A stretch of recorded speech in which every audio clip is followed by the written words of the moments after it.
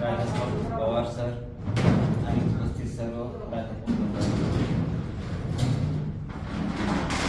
मंडळी, बोलताना अनेकांनी सांगितलं भंडारे सर मनाचं सांगत नाही, एक विचार प्रवाह एक आलेला होता. त्यानंतर दुसरा एक विचार प्रवाह आलेला होता की त्याने गावावर सांगितलेला आहे. मग आता यावरून त्या व्यक्तीचं जे काही म्हणजे व्यक्तिमत्व असेल, खरं तर ते व्यक्तिमत्व आपल्या सर्वांनाच माहित, आपण सर्वांनी अनुभवलेलं आहे. तर कालचाच प्रसंग सांगतो, ज्यावेळेस त्यांना रिव्ह्यू व्हायचं होतं त्यावेळेस पहिल्या दिवशी अध्यक्ष साहेबांचं कॉन्टॅक्ट झालं माझ्यासोबत. अध्यक्ष साहेब सांगितले 10-10:30 वाजता कॉलेजला येणार आहे कागदपत्र, तुम्ही आहात का? मी आहे सर म्हणून. मग 10-10:30 वाजता कधी कॉल करा, मी येतो. 10:30 वाजता कॉल झाला. 10:30 वाजता कॉल झाल्यानंतर अध्यक्ष साहेब सांगितले की 11:15 येणार आहे कॉलेज.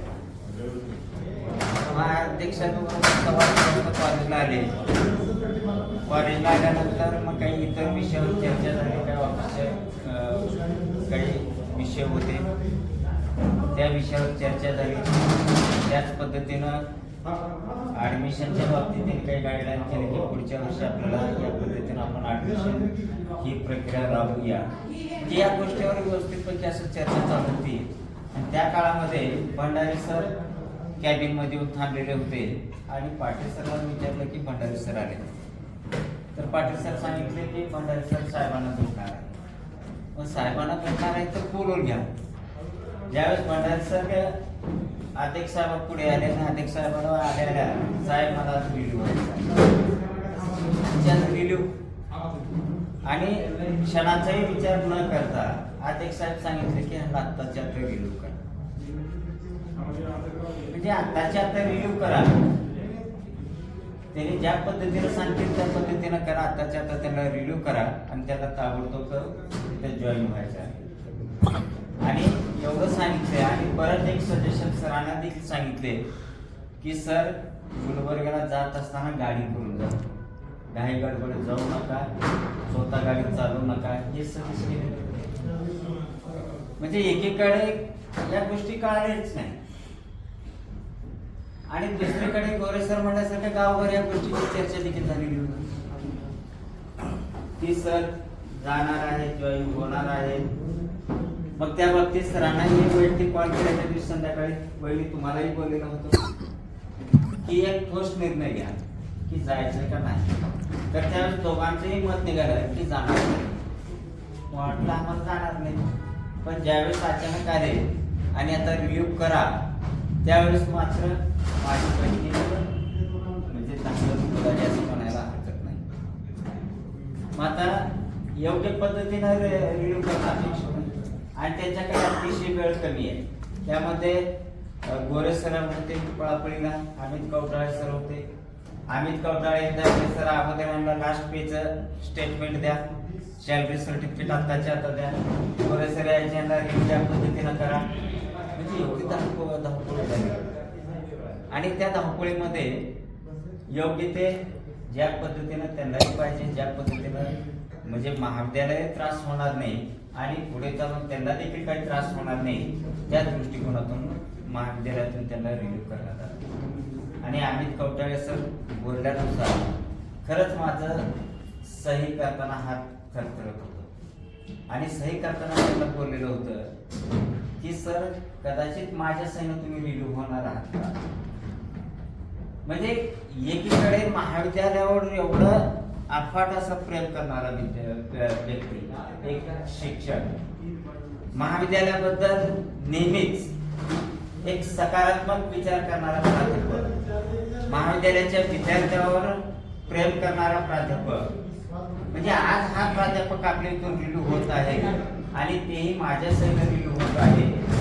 कदाचित म्हणजे कुठं ना कुठं मला ते निश्चितच पाहिजे आणि ते बोलून देखील दाखवलेलं. पण दुसऱ्या वेळेस वाटलं की या महाविद्यालयातून हा व्यक्ती विद्यापीठात जात असेल तर एक मोठं विश्व त्या व्यक्तीला मिळत आहे. म्हणजे तोही एक आनंद कुठेतरी वाटत होता की या व्यक्तीला एक चांगलं एक व्यासपीठ, एक चांगलं प्लॅटफॉर्म या व्यक्तीला मिळणार आहे. तर काही हरकत नाही. म्हणजे असं भविष्यामध्ये त्या व्यक्तीचं खरंच कल्याण होणार असेल तर या गोष्टीचा खंत न वाटता त्यांना आनंदानं आपण पाठवू. मग मी स्वतःच कवठाळे सरला, गोरे सरला बरोबर सांगितलं होत आहे तेवढं त्यांना वेळेच्या तिथून पाठवा. आणि गोरे सरांनी विचारलं की सर एकटे जाणार आहेत का आणखी कोण आहे? तर गोरे सर सांगितलं सर मी सोबत जाणार, काही काळजी.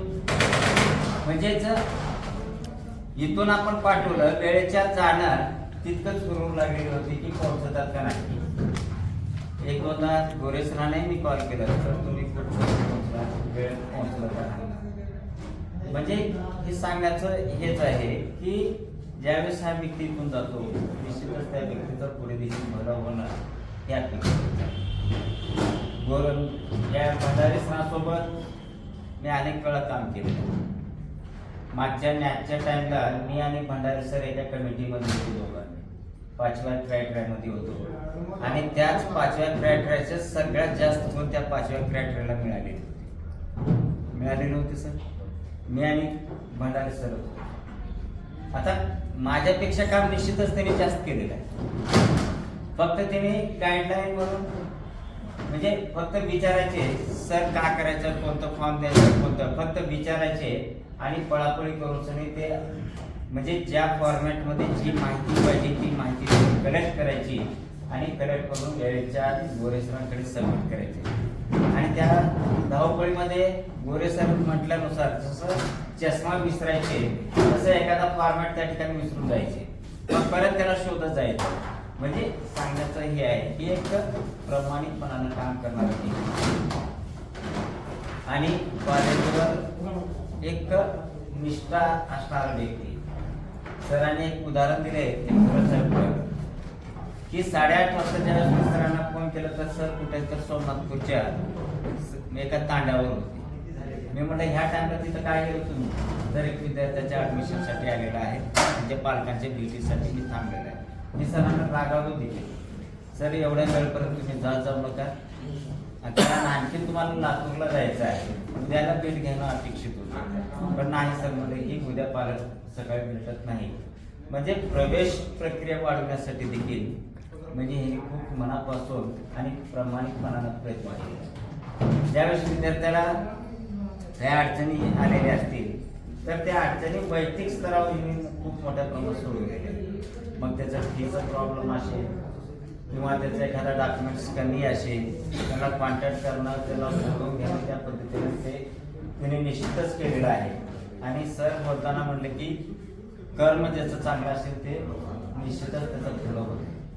निश्चितच आहे तुमचं कर्म चांगलं आहे, तुम्ही प्रामाणिकपणानं त्या महाविद्यालयाला सेवा दिलेली आहे आणि निष्ठेनं कार्य केलेलं आहे.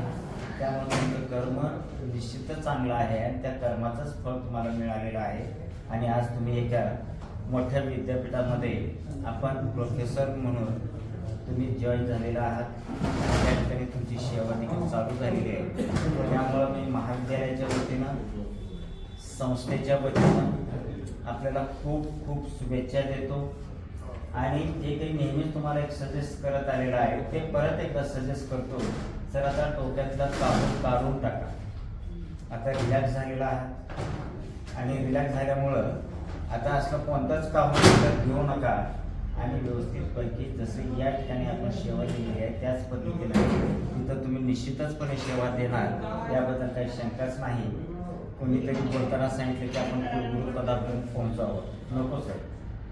आहे ते पद व्यवस्थित आहे आणि आहे त्या पदावर तुम्ही व्यवस्थित काम करा, हेच सर. म्हणजे मी शुभेच्छा देतो. कुलगुरू हे ते या भागात नकोच. आता प्रोफेसर झालो, विद्यापीठात प्रोफेसर म्हणून कार्यरत करा, बस झाल्याच्या पेक्षा जास्त अपेक्षा करू नका. आणि सगळ्यात महत्त्वाचं म्हणजे कुटुंब. तुम्ही भाग्यवान आहात सर, तुम्हाला 2 मुली आहेत आणि ज्यांना मुली आहेत त्यांचं मला हेवा नेहमीच वाटतो बरं का. त्या मला 2च मुलं आहेत. त्यामुळे मला मुलांचं जे काही प्रेम आहे, आता माझ्या भावाला मुली आहेत आणि त्या मुलीचं म्हणजे पप्पाप्रती असलेलं प्रेम ते नेहमीच दिसून येते. आणि मी नेहमीच असं कुटुंबामध्ये बोलत असताना आता ते शब्द वापरू नये की मुलीशिवाय घर पण नाही, जे काही म्हणतात ते सत्यच आहे. आता त्याच्या पुढचे शब्द वापरणारच नाही, कारण ते शब्द मलाच लागू पडणार आहे. त्यामुळे ज्यांना मुली आहेत तर तुम्हाला खूप आगमन हेवा वाटतो की तुम्ही भाग्यवानात आले, चांगल्या मुली तुम्हाला तुमच्या निश्चित आहे, म्हणजे हुशार आहे, निश्चितच त्या मुली पुढे चालून निश्चितच चांगल्या पदावर जातील, तुमचं नाव मोठं करतील. आणि जसं तुम्ही इथं मोठे झालात त्याच पद्धतीने तिथं मोठे व्हाल अशी अपेक्षा व्यक्त करतो. आणि या ठिकाणी अध्यक्ष समाप्ती